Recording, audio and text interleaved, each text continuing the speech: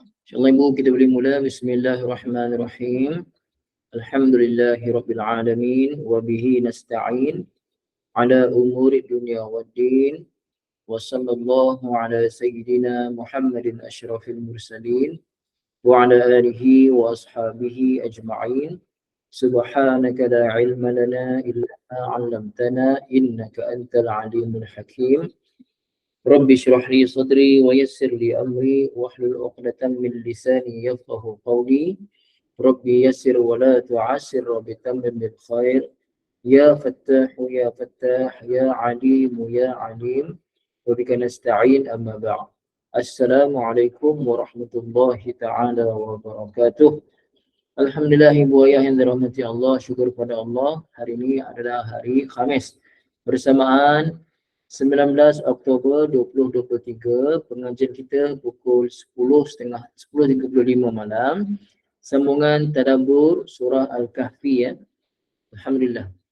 Waalaikumsalam warahmatullahi Ibu Adib, Ibu Maimunah, Ibu Salamah, Ibu Adibah, Ibu Zanita, Ibu Hazizah, Ibu Rafi'ah.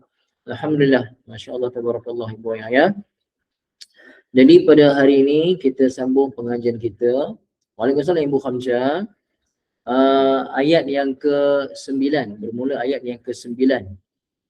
Firman Allah Subhanahu wa taala, A'udzu billahi minasy syaithanir rajim. Am hasibta anna ashabal kahfi war raqim kanu min ayatina ajaba. إذ أوى الفتية إلى الكهف فقالوا ربنا آتنا من لدنك رحمة وهيئ لنا من أمرنا رشدا صدق الله العظيم. Alhamdulillah ibu ayah yang dirahmati Allah, firman Allah Ta'ala ayat 9. Am hasibta. Kalau kita tengok daripada ayat 1 sampai ayat 8, cerita pasal benda lain. Bermula ayat yang ke-9 dimasukkan, ditukar cerita kepada kisah Ashabul Kahfi. Jadi tujuan adanya am pada am hasibta itu, am itu dalam kitab tafsir bagi tahu, am itu lil intiqal min kalamin ila akhar, untuk memindahkan kalam, memindahkan percakapan. Ayat 1 sampai 8 cerita pasal lain, bermula ayat 9 cerita pasal lain. Ayat 9 mula cerita pasal Ashabul Kahfi. Jadi di manakah kalimah yang menukar cerita tu ibu ya? Kalimah apa yang menukar cerita daripada cerita lain ke cerita lain? Mula dengan am tu. Mula dengan am. Boleh ya? Lil intiqal, untuk tulis dalam bahasa Melayu pun tak apa. Untuk memindahkan cerita, menukar cerita. Okay, dah salin ibu ayah ya. Am itu untuk memindahkan cerita ataupun menukar cerita lain. Dah ayat tulis ya. Okay. Hasibta. Hasibta, terjemah hasibta boleh jadi dalam Quran terjemah ibu ayah, terjemah mengira, ataupun boleh jadi terjemahnya menyangka. Tolong tuliskan terjemah ibu ayah, apa terjemah hasibta di sini? Hasibta di sini. Waalaikumsalam Ibu Zainab. Okey. Apa terjemah? Ibu Zanita, Ibu Sofia, Ibu Zanita menyangka, Ibu Sofia mengira, Ibu Rafi'ah menyangka, Ibu Salamah mengira. Bermakna terjemahnya antara dua, sama ada mengira ataupun menyangka. Ibu ayah yang dirahmati Allah. Sebenarnya maknanya sama sahaja. Okey. Ibu ayah masa sekolah dulu belajar ilmu matematik dipanggil ilmu apa? Zaman saya dah kata matematik, zaman ibu ayah dulu ilmu hisab. Jadi hisab, boleh tak kita kata hisab tu kira-kira? Boleh kan? Hisab maknanya ilmu mengira, ilmu kira-kira. Kan? Dan kira pula dalam percakapan kita bahasa Melayu, sangkaan cakap kita bahasa Melayu, ada kira dengan makna hitung. Ada kira dengan makna sangka. Contoh ayat. Saya mengira bulan pada malam, saya mengira kereta yang di luar rumah ada 5 biji contoh. Itu kira dengan makna hitung ke kira dengan makna sangka ibu ya? Saya mengira kereta di luar rumah Ada 5 biji. Ada. Itu dengan mana hitung, counting, mengira. Ibu ayah yang dirahmati Allah, waalaikumsalam Ibu Baharia. Kalau saya kata, saya kira petang nanti hujan. Jadi kira di sini, kira dengan mana hitung ke sangka. Sangka. Jadi kira Ibu ayah, kira boleh jadi kira hitung, boleh jadi kira itu sangka. Di sini kira dengan mana menghitung ke menyangka dalam ayat ni. Dalam ayat ni, hisab dengan mana, hasibta tu dengan mana sangka. Sangka. Jadi Ibu ayah pada hasibta tu, dekat mana yang mesti ada tak terjemah kamu? Terjemah Quran masing-masing ada tak terjemah kamu? Ada tak? Ada kan? Dekat mana datang makna kamu pada hasibta? Engkau kamu sama. Pada ta baris atas tu Ibu ayah ya. Pada ta baris atas tu memberi makna kamu ataupun engkau. Jadi di sini ayat ini fokus ditujukan pada Nabi, tetapi umum ditujukan pada sesiapa saja yang membaca ayat ini termasuklah kita. Okey. Hasibta, apakah kamu menyangka, adakah kamu mengira anna bahawasanya ashabal kahfi, ashab di sini boleh tengok pada konteks. Kalau ashab, contoh a'udzubillahi minasyaitonirrajim, bismillahirrahmanirrahim. Alam tara kaifa fa'ala rabbuka bi ashabil fil. Jadi ashabil fil, apa terjemah sesuai pada ashabil fil? Tempat kosong bergajah. Apa tempat kosong tu? Ashab. Ahli kumpulan tak sesuai Ibu Sofia untuk ashabul fil. Apa bisa kita terjemah? Tempat kosong bergajah. Tentera Ibu Sofia. Ashab pada ashabil fil, terjemahnya tentera. Tentera bergajah. Okey. Kalau kita kata ashabu jahannam. Ashabu jahannam. Apa tempat kosong jahannam? Apa dia? Apa terjemah tempat kosong tu? Ashabu jahannam. Ahli neraka jahannam. Oh, pasukan tak pasukan kalau ashabil fil tadi boleh berselamat. Sekarang ni dah masuk cerita pasal jahannam, ashab tu boleh terjemah ahli ataupun penghuni. Okey. Okey, sekarang ni kita nak tanya soalan lain. Waalaikumsalam Kak Lisa, tak apa. Kak Lisa dari Sabah, masya-Allah ya, tak ngantuk lagi. Ibu ayah yang dirahmati Allah Taala, ayat lain. Surah Yasin. A'udzubillahi minasyaitonirrajim. Wadrib lahum masalan ashabal qaryah. Ashabal qaryah. Qaryah tu kampung. Ashabal qaryah, apa terjemah ashab tu? Itu kesuai. Tempat kosong, lepas tu kampung. Penghuni kampung kurang sesuai. Ibu Sofia. Penduduk, tu cantik. Cantik terjemah penduduk Ibu ya. Cantik terjemah penduduk. Ashabal qaryah, penduduk sebuah kampung. Jelas Ibu? Okey, dapat ya. Jadi tengok pula konteks sekarang ni. Apa ni? Mana tadi? Ashabal kahfi. Tempat kosong gua. Apa dia? Untuk al-kahfi, penghuni gua. Sesuai ashabul kahfi, penghuni gua. Boleh tak Ibu ayah betul tak terjemah? Mungkin terjemah para pemuda gua pun boleh. Para pemuda, pasal cerita pasal pemuda. Apa terjemah Ibu ayah? Pada ashab. Penghuni, okey. Saya rasa ramai terjemah penghuni kan? Penghuni gua maksudnya yang menghuni, tinggal lama di gua tersebut. Jadi ashab di sini terjemah dia penghuni al-kahfi, penghuni gua. Ibu ayah yang dirahmati Allah Taala, gua dalam bahasa Arab paling kurang gua ada 2 kalimah. Kalau gua tu gua yang kecil aja.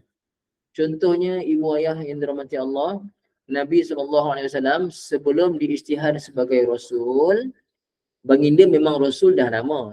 Sejak azali lagi baginda adalah Rasul yang Allah pilih untuk kita. Tetapi perisytiharan itu adalah ketika umur baginda 40. Jadi Ibu, Nabi pergi ke gua mana? Tempat Nabi berkhalwah selama beberapa bulan sebelum daripada dapat wahyu pertama. Gua Hira. Okey, Kak Fazli betul. dekat Gua Hira. Gua Hira tu kita sebut apa? Kahfi Hira ke Ghar Hira.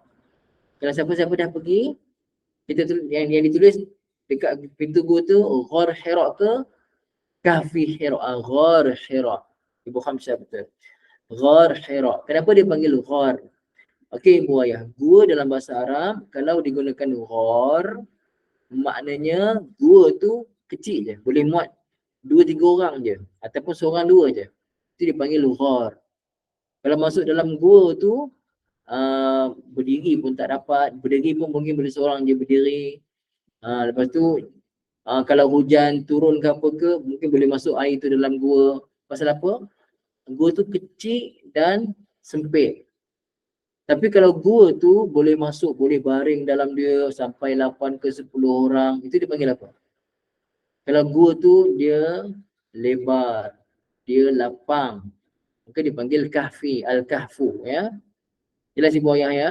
Jadi al-kahfi di sini gua yang besar ke gua kecil ni? Bukan besar sampai boleh buat rumah ni dah lah. Gua tu cumanya dia lapang dalam dia.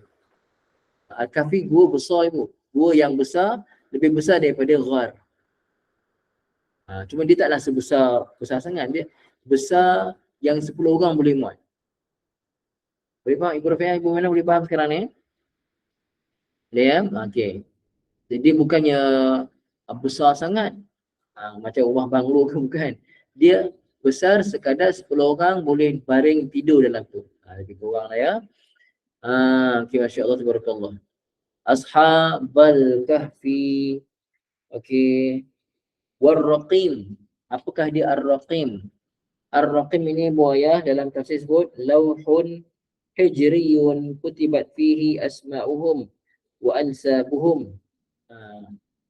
Jadi Ar-Raqim maksudnya satu papan tanda tapi dari batu. Macam batu bersurat tu lah kan. Dia batu yang leper dan ditulis padanya. Apa yang ditulis padanya? Kutibat fihi asma'uhum, ditulis padanya nama-nama ashabul kahfi wa ansabuhum dan nasab-nasab mereka semua. Siapa yang tulis? Bukan ashabul kahfi tulis. Orang-orang yang hidup pada zaman mereka dibangkitkan dari tidur tu yang tulis. Siapakah keturunan daripada ashabul kahfi? Ashabul kahfi bukan keturunan, nasab mereka. Mereka ni apakah nasab mereka semua? Ditulis pada batu bersurat. Maaf ya, bukan keturunan, mereka para pemuda lagi. Nasab keturunan mereka, tulis nasab mereka. Saya ambil daripada kitab Tafsir Al-Munir ya, masya-Allah. Ada yang kata Ar-Raqim itu adalah waqila ismul jabali awil wadi alladhi fihi kahfihim. Ada yang kata Ar-Raqim itu adalah nama lembah. Nama lembah ataupun nama bukit yang mana gua tu ada dekat situ. Maka dipanggil Ar-Raqim tu nama gua ataupun lembah tersebut. Nama bukit ataupun nama lembah tersebut. Wallahu a'lam. Tapi pendapat yang kuat adalah Ar-Raqim itu batu ataupun batu leper yang tertulis nama-nama mereka. Macam batu bersurat tu insya-Allah ya. Jadi ibu ayah yang dirahmati Allah Subhanahu wa taala, am hasibta, adakah engkau wahai Muhammad menyangka anna bahawasanya ashabul kahfi itu warraqim dan juga batu bersurat kanu, maksudnya ashabul kahfi dan mereka juga adalah ashabul raqim lah, orang-orang yang batu bersurat dibuat untuk mereka. Kanu adalah mereka semua min ayatina ajaba, min daripada ayatina, ayat-ayat kami. Ibu-ibu, ayah, apa dia makna ayat di sini? Tanda-tanda kebesaran kami. Jadi ayat maksudnya tanda-tanda. Kalau satu tanda ayah dengan ta marbuthah. Di sini dengan ta panjang, ta maftuhah ya. Ayat-ayat kami ataupun ayat-ayat tanda-tanda kebesaran kami ajaba, yang ajaib, yang pelik. Menunjukkan apa ibu ayah? Sebenarnya kisah Ashabul Kahfi ni langsung tak ada sebarang perkara yang berat pada Allah Ta'ala untuk adakan. Manusia kita rasa pelik dah ni, hidup sampai 309 tahun. Tetapi pada Allah Ta'ala Ashabul Kahfi, kisah Ashabul Kahfi ni tak ada apa-apa pun. Allah Ta'ala boleh buat lebih jauh lebih pelik, jauh lebih ganjil daripada itu.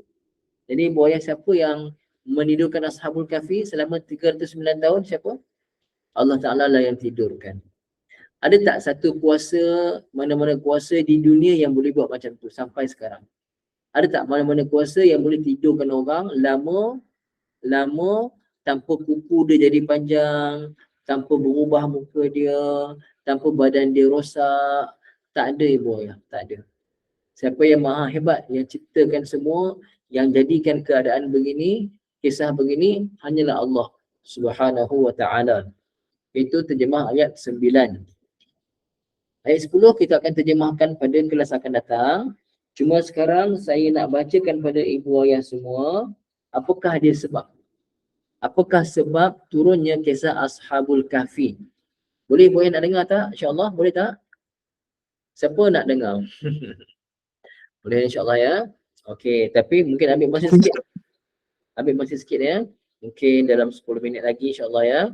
Okey insyaAllah. Zakara Muhammad bin Ishaq sabab nuzul hadhihi al-qissah mufassilan wa mufassalan wa muwaddahan.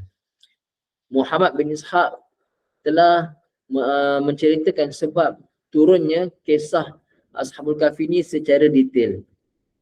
Dia kata, kana Nadru ibn al-Harithi min syayatin Quraisy.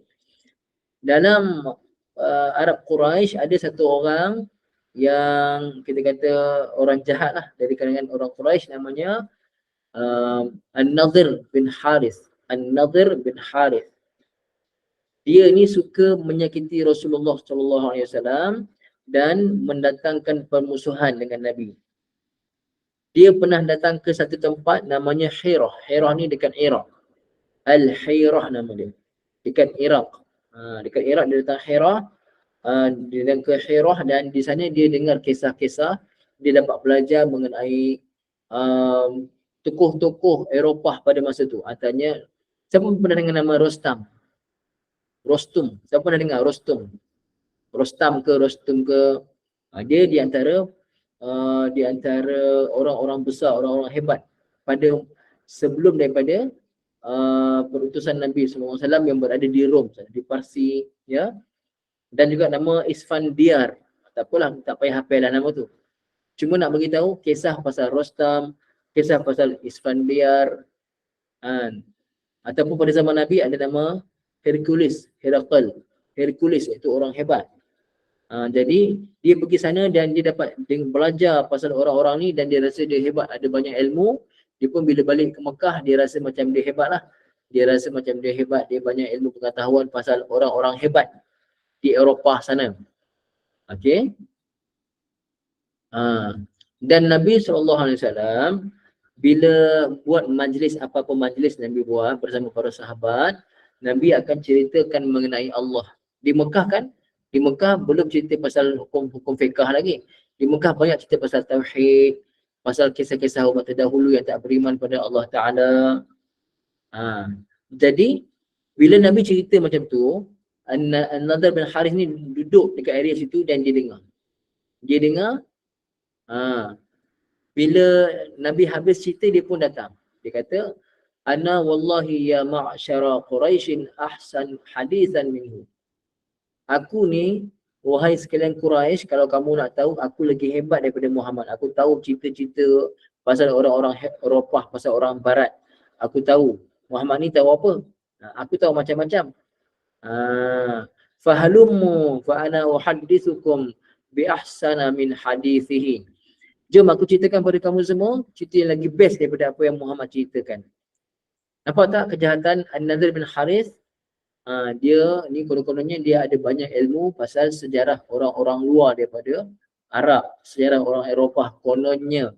Maka bila Nabi buat majlis dan Nabi bercakap kepada para sahabat ataupun kepada orang Quraisy, lepas tu dia akan bangkit dan dia kata, "Mai sini semua orang Quraisy, dengar pula cerita aku. Aku tahu macam-macam.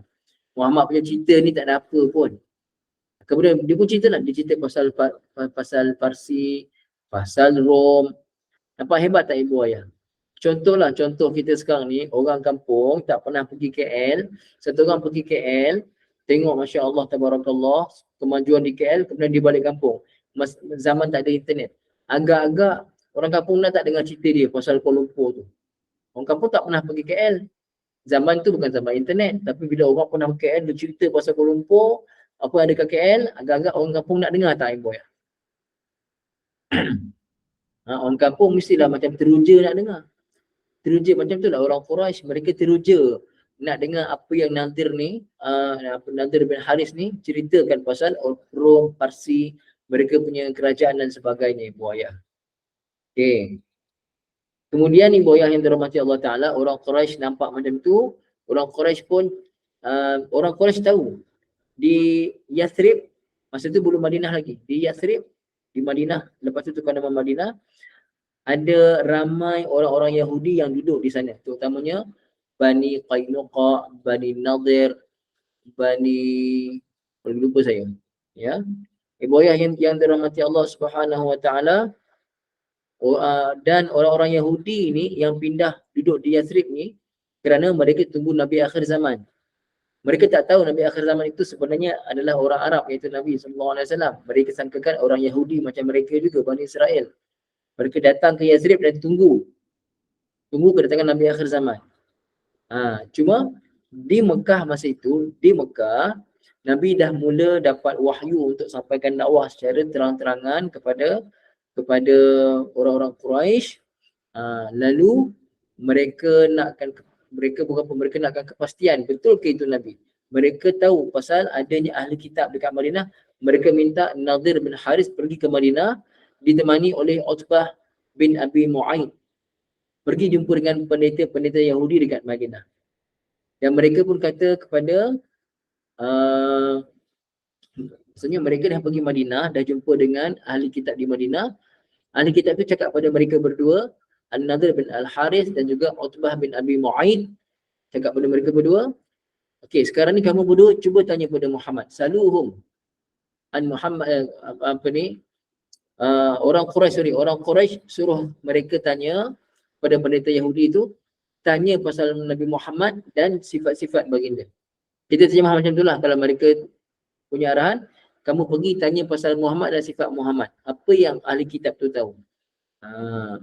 Kemudian mereka pun pergi kepada ahli kitab yang berada di Madinah pada ketika itu. Kenapa? Kerana mereka itu di Madinah adalah ahli kitab yang pure punya. Yang pure, yang memang tahu pasal Taurat, pasal Injil dan tahu pasal Nabi dengan detail.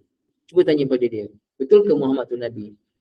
Wa innahum minal ilmi ma laysa indana min ilmi al-anbiya. Mereka tahu pasal Nabi-Nabi lebih daripada apa yang kita tahu pasal Nabi. Fa kharaja hatta qadima ila al-Madinah. Mereka pun keluar dan sampai ke Madinah. Mereka pun bertanya kepada para pendeta Yahudi mengenai Nabi Muhammad SAW. Maka apa dia jawab pada pendeta Yahudi?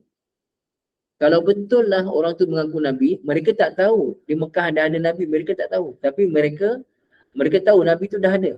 Nabi dah ada kerana daripada awal Nabi lahir, tanda-tanda kenabian tu, contohnya api padam, api majusi itu padam, istana Kisra retak dan sebagainya.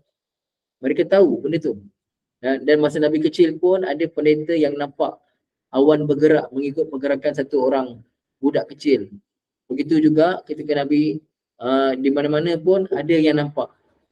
Ibu ayah yang dirahmati Allah Ta'ala ya, tapi belum zahir lagi itu adalah Nabi. Mereka tahu alamat-alamat tu. Jadi ibu ayah yang dirahmati Allah Ta'ala, apa mereka kata? Saluhu an thalathin. Tanya pada Muhammad itu 3 perkara. Pertama, an fityatin zahabu fid dahril awwali maka min amrihim. Tanya pada Muhammad itu mengenai satu golongan pemuda pada zaman dahulu. Kisah mereka kisah yang ajaib. Tanya pada dia. Kalau dia tahu, maka dia memang Nabi. Kami tahu kisah tu. Tapi kalau dia pun tahu, bermakna memang dia Nabi. Datang wahyu daripada Tuhan dia. Wa an rajulin tawafin qad balagha masyariqal ardi wa magharibaha. Dan tanya juga, soalan kedua tanya pada dia mengenai satu orang lelaki yang keliling dunia timur dan barat. Ada tak kisah tu dalam surah Kahfi boy ya? Ada tak? Ada. Kisah pasal siapa tu? Kisah pasal siapa tu, sebut nama dia. Tulis. Zulkarnain, bagus Ibu Sufyan, betul. Masa tu tak ada orang tahu. Yang tahu kisah ni adalah ahli kitab saja. Ahli kitab. Yang ada di Madinah khususnya. Mereka ni ahli kitab yang awal, yang veteran, yang ada ilmu tinggi. Okey? Mereka cakap pada dua orang wakil tadi, Nadir dan juga Utbah, kamu tanya dia pasal kisah satu orang yang pusing keliling dunia timur dan barat. Okay, itu yang kedua. Yang ketiga, tanya dia pasal roh. Pasal roh. Apa jawapan dia? Kalau dia jawab pada kamu semua ketiga-tiga itu, dia adalah Nabi. Kalau tak, dia tu, kalau kita kata bahasa kita, dia tu sembang kencang. Sembang kencang je, cakap gajah pun boleh terbang, seolah-olah macam itulah, ya. Falamma qadiman nadru wa sahibuhu Makkah, jadi bila keduanya balik, An-Nadir dan Utbah balik ke Makkah, qala, mereka pun berkata, qad ji'nakum bi fasli ma bainana wa baina Muhammad. Okey, sekarang ni kami dah balik pada kamu, kami bawa perkara yang akan membezakan antara kita dan antara Muhammad. Wa akhbaru bima qalahu al-yahud, maka mereka pun cerita pasal apa yang Yahudi tadi beritahu. Boleh lagi boleh lagi tak? Boleh kita ni? Boleh sikit lagi? Semua tak ngantuk lagi Boleh Ustaz. Okey, seronok insya-Allah ya. Okey. Maka mereka pun pergi ramai-ramai, jumpa dengan Nabi Muhammad SAW, dan mereka bertanya, pasal tiga perkara tadi. Faqala Rasulullah SAW, maka baginda Rasulullah pun jawab, ukhbirukum bima sa'altum anhu ghadan. Walam yastasni. Nabi terus jawab. Ni Allah Ta'ala yang sengajakan Nabi jawab. Ibu ayah, Nabi buat silap ni bukan silap yang memalukan baginda dan jatuhkan martabat. Tidak. Silap seorang manusia. Ya. Aku akan bagi tahu pada kalian semua. Aku akan jawab soalan kalian. Nabi kata besok. Dan Nabi tak sebut insya-Allah. Ada tak dalam surah Kahfi Allah tegur pasal insya-Allah, ada tak? Ada kan? Tu. Ada kan? Jadi Allah tegur Nabi. Lam yaqul insya-Allah, Nabi tak kata insya-Allah. Fansarafu anhu. Lepas tu mereka pun baliklah. Yang mereka ada pengalaman mereka, betul Ibu Sufyan. Pengalaman mereka dengan Nabi, Nabi tak pernah menipu. Jadi mereka balik dan besok mereka datang. Bila datang, wa makasa Rasulullah SAW fi ma yadhkurun 15 lailatan. Rupanya ibu ayah, kerana Nabi tak sebut insya-Allah, selama 15 hari wahyu tak turun. Jawapan tak ada, Nabi tak dapat nak jawab, wahyu tak turun. Hatta arjafa ahlu Makkah bihi. Hingga orang Mekah pun dah mula dah duk fikir Nabi ni macam-macam. Wa qalu wa'adana Muhammadun ghadan. Mereka duk dah fikir macam-macam dah pasal Nabi. Dia kata Muhammad ni janji besok. Wal yauma 15 lailatan. Hari ni dah 15 hari dah. Kata besok. Fasyaqqa alaihi dzalika. Ibu ayah Nabi sendiri, Nabi rasa tenang ke ataupun Nabi rasa tak tenang hati kerana tunggu wahyu tak turun-turun? Tentulah Nabi rasa tak tenang hati kerana Nabi tak pernah menipu pun. Nanti takut orang anggap Nabi menipu pula. Nabi tak menipu. Jadi summa ja'ahu Jibril min indillahi bi surati ashabil kahfi. Selepas 15 hari barulah Jibril AS datang membawa surah Al-Kahfi. Wa fiha mu'atabatullah iyahu ala husnihi alaihim. Dan dalam surah Kahfi ada Allah Ta'ala tegur Nabi. Nabi sedih sangat, orang kafir tak nak beriman, Nabi sedih sangat, ada teguran Allah Ta'ala. Dan dalam surah Kahfi juga, wa fiha khabru ulaikal fityah. Dalam surah Kahfi juga ada cerita pasal Ashabul Kahfi wa khabarur rajuli at-tawaf. Dan juga cerita pasal Zulkarnain, lelaki yang tawaf keliling dunia itu, iaitu Zulkarnain. maka ada jawapannya. Tapi apa pengajarannya? Pengajarannya Ibu Ayah, jangan kita cakap apa-apa benda yang belum terjadi, tak apa sebut insya-Allah. Itu tidak menjatuhkan maruah Nabi sebagai Nabi kerana itu adalah sifat manusia yang lupa. Tapi teguran Allah Ta'ala terus teguran Allah Ta'ala pada Nabi ada dalam Al-Quran. Boleh boleh semua insya-Allah. Okey, itulah dia kisah kenapa turunnya surah Al-Kahfi. Masya-Allah, tabarakallah, dah pukul 11 dah. Ngantuk semua dah insya-Allah ya. Okey, kisah malam ni boleh semua jelas tak kisah malam ni? Jelas semua? Jelas. Alhamdulillah. Alhamdulillah. Jadi lepas ni kita akan masuk ayat 10 pula nanti insya-Allah. Malam ni ayat 9 sahaja dan asbabun nuzul surah Kahfi. Mudah-mudahan ibu seronok belajar insya-Allah ya. Aqulu qawli hadha wa astaghfirullahal azim li wa lakum. Bismillahirrahmanirrahim. Alhamdulillahirabbil alamin wassalatu wassalamu ala sayyidina Muhammadin wa ala alihi wa sahbihi ajma'in. Rabbana zalamna anfusana wa illam taghfir lana wa tarhamna lanakunanna minal khasirin. Allahumma rabbana atina